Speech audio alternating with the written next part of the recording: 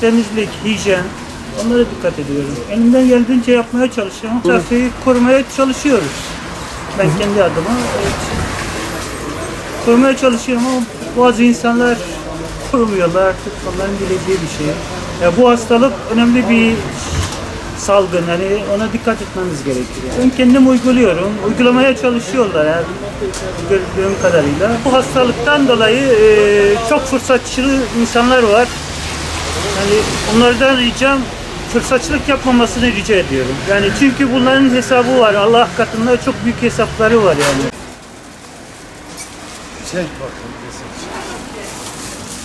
Bak ellerimizi kamufle etmişiz, izole etmişiz. Allah yardımcımız olsun. Bir an önce bu hastalığı atlatırız inşallah.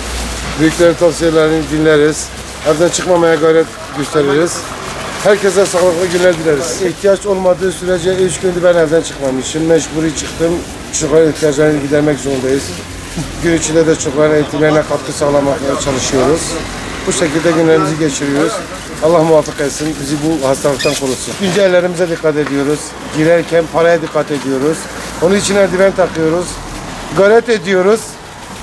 Tedbir bizden, takdir Allah'tan.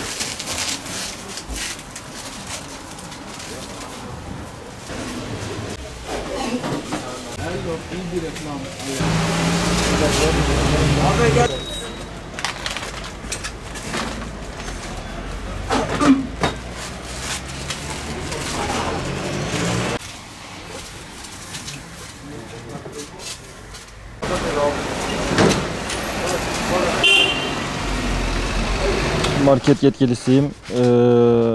Öncelikle bütün insanlığa geçmiş olsun dileklerimi diliyorum. Gerçekten çok zor bir dönem atlatıyoruz. Çok sıkıntılı bir dönemden geçiyoruz. Hep birlikte inşallah bu mücadeleyi de beraber vereceğiz. Bu sıkıntıyı da atlatacağız inşallah. Bu ümitleyiz. Bakanlığımızca alınan tedbirlere hepsine riayet ettik. En ince ayrıntısına kadar. Gelen tedbirler resmiyeti açıklanmadan biz tedbirlerimizi almaya başladık. Paketleme ürünlerinde olsun, ondan sonra içeri giren müşterilerin eldivenle girip alışverişlerini yapmasında olsun en ince noktasına kadar tedbirlerimizi aldık. İçeride belki dikkat etmişsinizdir, ekmek dolabının başına eleman diktik. Kimse ekmeğe dokunmayacak. Kendi elemanımız ekmeği poşetleyip öyle verecek müşteriye. Yani manavda paketleme konusunda bütün tedbirlerimizi aldık Allah'ın izniyle. Yani elimizden geleni yapıyoruz. Giren müşterilere kolonyayla dezenfekteyi sağlamaya çalıştık. Yapacağı alışverişi eldivenle yapmasını istedik. Sosyal mesafeye dikkat ediyoruz. Levhalarımızla, uyarı panellerimizle hepsini böyle kendimiz bizzat sözlü olarak uyarıyoruz.